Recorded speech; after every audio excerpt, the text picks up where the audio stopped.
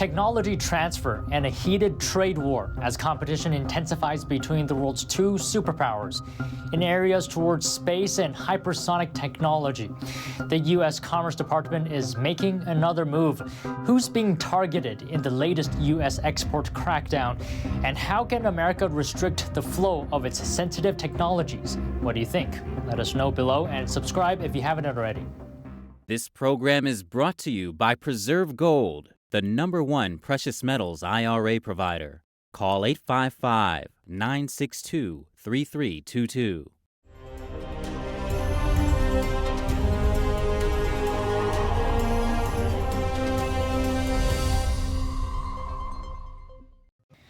Tariffs aren't the only weapon in the U.S. trade war with China. Washington also employs a blacklist of Chinese companies that threaten America's national security, and that list is growing. On Monday, the Commerce Department added 43 China-linked entities to its export control list. The new additions include groups that recruited Western pilots to train the Chinese military, as well as some that helped Beijing to develop hypersonic weapons. One example is the Aviation Industry Corporation of China. It was added to the list for helping Beijing modernize its military with American parts. And Shanghai Supercomputing Technology. It has offered supercomputing capabilities to support China's hypersonics research. In addition to 31 Chinese entities, the new listings include aviation-related firms from the United Arab Emirates, Pakistan, South Africa, the UK, and other nations. That's over their roles in providing training to Chinese military pilots using Western and NATO sources. China's military has been looking for Western pilots to help improve its flying abilities, but those fighters could then be used against U.S. forces in a future conflict. The U.S. blacklist has become a major obstacle for many organizations. Companies on the list are blocked from receiving U.S. exports without first securing a license.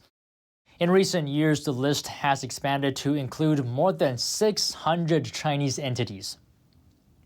A new revelation: a Chinese spy base has been up and running in Cuba for years. Washington officially confirming the news on Monday. Meanwhile, the Biden administration and former Trump officials are blaming each other. NTD's Juliet Song has the details. The strategy begins with diplomacy. America's top diplomat Antony Blinken said the U.S. has been aware of China's effort to set up global intelligence gathering operations for some time. In fact, based on the information we have, the PRC conducted an upgrade of its intelligence collection facilities in Cuba in 2019. PRC is short for the People's Republic of China, the country's official name. Blinken's response came days after the news that China allegedly struck a deal with Cuba to host a secret spy base. The location? Around 100 miles from Florida. The Wall Street Journal broke the story, citing unnamed sources. It made waves because a Chinese spy base in Cuba could allow Beijing to tap electronic communications in southeastern U.S., home to dozens of military bases. The U.S. Central Command headquarters is located in Tampa, Florida, while America's largest military base is in North Carolina. Former intelligence officials say that could give the Chinese regime a clearer picture of what targets to strike in the United States, should a conflict break out. Blinken's response stands in contrast with that of the White House. Spokesperson John Kirby previously called the report inaccurate, though he didn't clarify exactly what information is incorrect. Both Cuba and China deny the spy base's existence, with Beijing accusing the U.S. of, quote, spreading rumors and slander.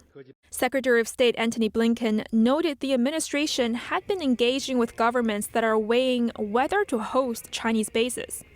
Our experts assess that our diplomatic efforts have slowed down this effort by the PRC. The White House said it has raised concerns with Cuba about the Chinese spying efforts. John Kirby said he wouldn't expect this incident to affect Blinken's visit to China later this week, adding Washington wants to keep the lines of communication open with Beijing. Juliet Song, NTD News. The Biden administration also traded jabs with former Trump officials over the issue. Posting on Truth Social, Trump wrote, China just effectively took over Cuba, saying it would never have happened under the Trump administration. John Ratcliffe, director of national intelligence under Trump, denied that there was a Chinese spy base operating in Cuba during Trump's term. John Ratcliffe said that the allegation that there was a Chinese spy base in Cuba under the Trump administration is not true. What do you say to that? Not an allegation, true. And our assessment is that the previous administration would have had the same access to that intelligence as we did. Access to larger markets, higher subsidies, and lower tariff rates. Beijing's days of enjoying these perks may be numbered. China can get these benefits because of its developing nation status. But now a bill aims to strip that status is waiting to clear the Senate. It passed the Foreign Relations Committee in the Senate last week, though it's unclear when it would come up for a vote in the Senate. Beijing gets a number of privileges from the status. Here are some examples. The United Nations offers various discounts to the country on its regular budget contribution. According to a Heritage Foundation report, these discounts cut China's dues by nearly $50 million in 2023. And through its WTO membership, China maintains its most favored nation status with countries like the U.S. That means access to larger markets, higher subsidies, and lower tariff rates. The World Bank designates China as a middle-income country. Until 2025, Beijing can still receive its low-interest loans. The amount, up to $1.5 billion per year. Besides that, China also refused to pay into the UN's Climate Loss and Damage Fund for developing countries. Instead, Beijing argued that it should become a recipient of the payments. Beijing refuses to call itself a developed country, yet its propaganda at home says otherwise. The regime has been trumpeting its rise from poverty to so-called modest prosperity. In this context, it's contradictory to still call itself a developing country. A China affairs commentator says the communist regime is cashing in on its dual identity. On the one hand, Chinese officials want the world to believe that under Xi Jinping, China has become the most powerful country on earth and will soon overtake the U.S. as the world's largest economy. On the other hand, with the title of developing country, Beijing seeks to reap economic benefits from the international community. Newfound buzz around strategic cooperation between Washington and New Delhi. In an effort to counter China in the Pacific, the U.S. is planning to smooth out the path for trade with India in critical sectors, from defense to high technology. Here's more. Speaking at an event in New Delhi on Tuesday, U.S. National Security Advisor Jake Sullivan confirmed Washington would remove obstacles to trade with India. Trying to remove barriers to collaboration on both sides. They are fundamentally designed to remove those obstacles in defense trade, in high-tech trade, in investment in each of our countries, in taking away obstacles that have stood in the way of better collaboration among our scientists and researchers. We have established a strategic trade dialogue. It will serve as a platform to address regulatory barriers and issues relating to export control. Sullivan's visit there is to make final preparations for Indian Prime Minister Narendra Modi's state visit to Washington on June 22nd. The trip is being billed as a milestone in relations between the two democracies. Washington sees New Delhi as a vital partner in its efforts to push back against China's expanding influence worldwide. China is bracing for a new wave of COVID-19 with infections hitting the millions this month. But that's not the end of it. Experts say outbreaks may return to China on a regular basis. Here's more. China will see a COVID-19 infection cycle every 6 months. That's the diagnosis from scientific journal Nature. Researchers warn of repeated infections, though symptoms could be mild. The resurgence also spells the risk of new variants. A highly contagious Omicron subvariant, known as XBB, is currently taking over the country. China's top medical advisor estimated 65 million infections per week by the end of this month, marking the peak of the second COVID-19 wave this year. Last December, Beijing's zero COVID-19 U-turn led to the infection of over 80% of its population. Patients overwhelmed hospitals. Families waited for days to cremate their dead. China has vaccinated more than 90% of its residents. But according to the Nature report, XBB can dodge vaccines and protection created to fight the first infection. While it won't drive up hospitalizations and deaths, rising infections could still strain the country's health system. On top of that, since May, communist authorities have cut off weekly COVID-19 updates, making it harder to tell how far the current outbreak has reached. According to official data released over the weekend, a COVID-19 resurgence hit China in May, with the rate of positive test results reaching more than 40%. That infection level is the highest since early January and close to the peak seen during the severe COVID-19 at the end of 2022.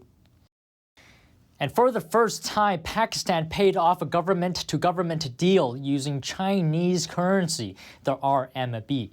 Pakistan's petroleum minister said on Monday that they purchased the equivalent of 110,000 U.S. tons of Russian crude oil in April. And now nearly 50,000 of them have been shipped to their Karachi port. This deal offers a respite for Pakistan. The country is facing financial challenges and energy shortages, and its central bank's foreign exchange reserves are struggling to cover just a month's worth of controlled import costs. The minister didn't give further details about the China deal, including the price or the discounts that Russia offered. Moscow has been seeking alternative buyers after the European Union barred imports of Russian oil. That discount oil flooded Asian markets at a price far below the West's $60 price cap. Also worth noting, Beijing is driving the RMB, also called the yuan, toward international use. Early in March, Chinese yuan beat out the US dollar as the most widely used currency for China's cross-border transactions. Though data from banking system SWIFT showed the yuan's share of global transactions still remains low, at 4.5% in March.